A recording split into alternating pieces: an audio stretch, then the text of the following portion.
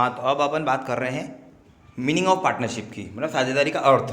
फिर डिटेल में अपन देखते हैं। तो when a person join in partnership with another person is called partnership.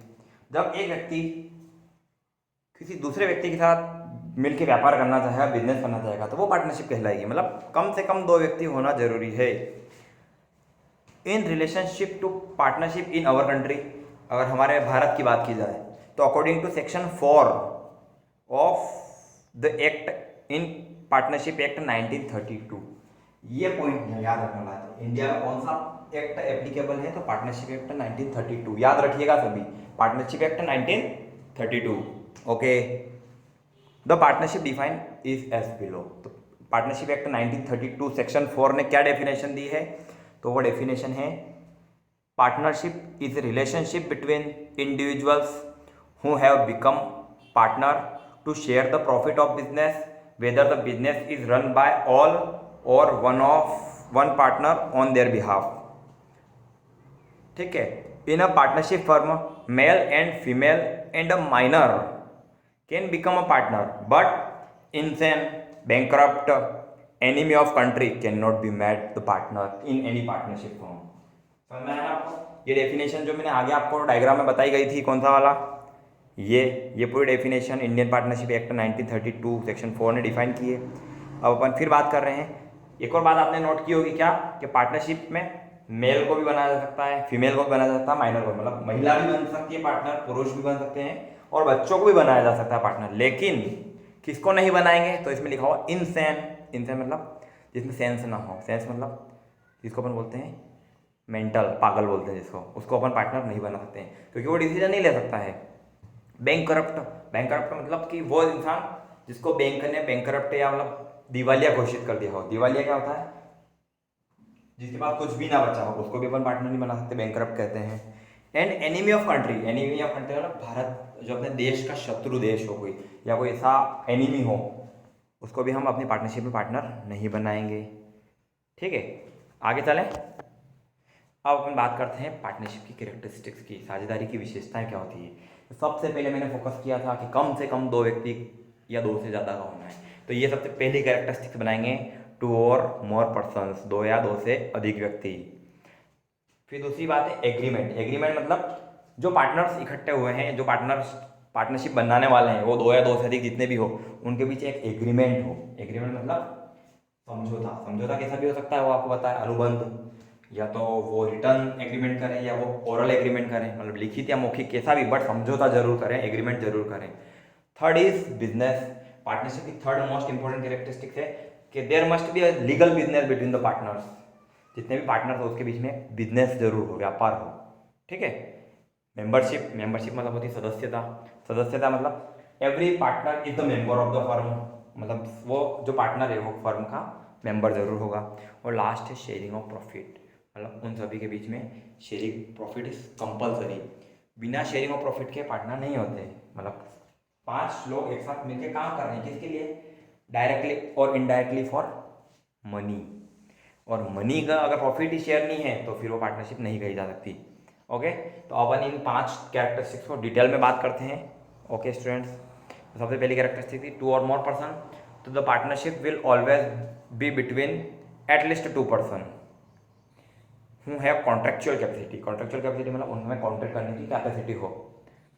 The maximum number of partnership in the partnership firm will not be more than 100, मतलब minimum तो 2 और maximum 100 होना चाहिए। बट कंपनी की बात करें तो partner are limited to 50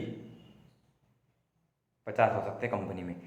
rule 10 of the miscellaneous rule 2014 के अनुसार पार्टनरशिप में तो 2 से 100 हो सकते हैं, लेकिन कंपनी की बात करें, अगर कंपनी फॉर्म करने जाते हैं तो कम से कम 2 और मैक्सिमम 50 मेंबर हो सकते हैं। सेकंड कैरेक्टरिस्टिक थी एग्रीमेंट। एग्रीमेंट का नाम से पता चल रहा होगा आपको, क्या होता है agreement?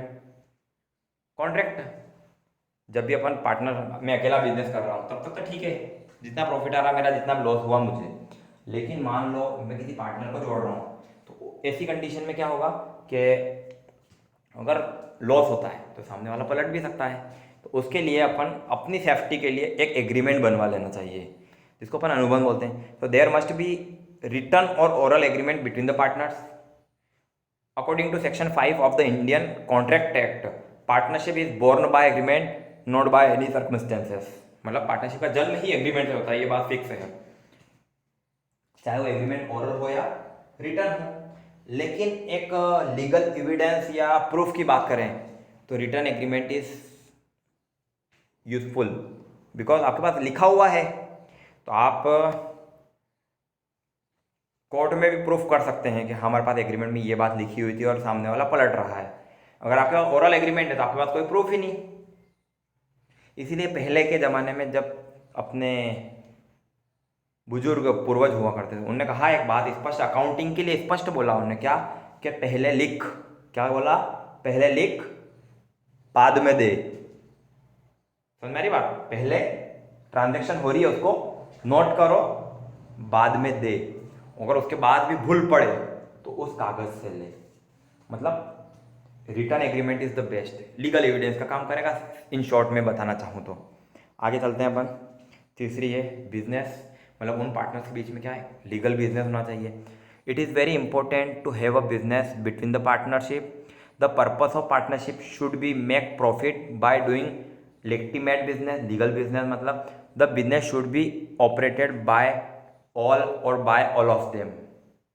Legally, all partner can be participate in the operation of the business, but anyone can operate with the consent। पहली बात तो सभी को साथ में रहकर बिजनेस करना है, लेकिन कभी ऐसा पॉसिबल ना हो, और अगर सभी सहमत हो तो कोई एक व्यक्ति भी पूरा बिजनेस को संभाल सकता है। तो क्या हिंदी में बात करते हैं, साझेदारों के बीच व्यवसाय का होना आवश्यक है।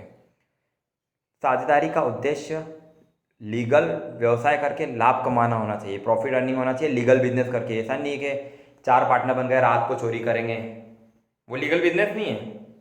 ठीक है, लीगल बिजनेस होना चाहिए। ठीक है, आगे बात करें अपन सदस्यता, मेंबरशिप बोलते हैं। Only individual can become a partner. Member कौन हो सकता है पार्टनरशिप फर्म में? ओनली इंडिविजुअल, कोई भी एक व्यक्ति हो सकता है। कौन नहीं हो सकता है? इंस्टीट्यूशन को पार्टनर नहीं बना सकते हो आप, एसोसिएशन ऑफ पर्सन को पार्टनरशिप में एंट्री नहीं दे सकते हैं, और बॉडी को हम पार्टनर नहीं बना सकते। मतलब सिर्फ और सिर्फ व्यक्ति ही साझेदार बन सकता है, किसी भी संस्थान को, किसी भी इंस्टीट्यूशन को हम पार्टनर नहीं बना सकते हैं। अगला मोस्ट इंपॉर्टेंट पॉइंट क्या है, शेयरिंग ऑफ प्रॉफिट। तो sharing of profit is essential element in partnership. Sharing of profit क्या, सबसे जरूरी बात क्या है पार्टनरशिप में? प्रॉफिट को बांटना, शेयरिंग करना। The objective of partnership is to earning profit. चाहे बिजनेस कोई भी हो, पार्टनरशिप कोई भी, उसका एकमात्र उद्देश्य होता है प्रॉफिट अर्निंग।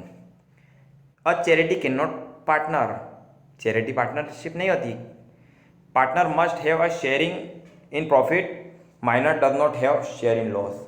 हाँ, अगर माइनर किसी बच्चे को आप पार्टनर बना रहे तो वो सिर्फ प्रॉफिट में पार्टनर है, उसको लॉस में भागीदारी नहीं होती है। ओके स्टूडेंट्स, समझ में आया ना आपको सभी को क्लियरली? ठीक है, तो आप उसके बावजूद भी आपको कोई डाउट है तो आप मुझे मेरे पर्सनल नंबर पे कांटेक्ट कर सकते हैं, आपके सारे डाउट क्लियर करूँगा। मैं 24/7 आपकी सेवा में हूँ। ठीक है, उसके बाद अब आपके लिए होमवर्क की बात करते हैं। तो ये जो आज अपन ने मीनिंग और कैरेक्टरिस्टिक्स पढ़ी है, अगर आप इस क्वेश्चन को उठा के देखेंगे पिछले 4-5 सालों के पेपर में, तो आपको ये क्वेश्चन कहीं ना कहीं मिल रहा है। मतलब ये वेरी इंपॉर्टेंट क्वेश्चन है जो कि 4 से 5 नंबर में हर बार पूछा जा रहा है। तो आप प्लीज़ इसको अच्छे से कॉपी में नोट कर लीजिएगा, समझ लेना। उसके बाद भी कोई डाउट आती है तो I am here. Okay, thanks for watching.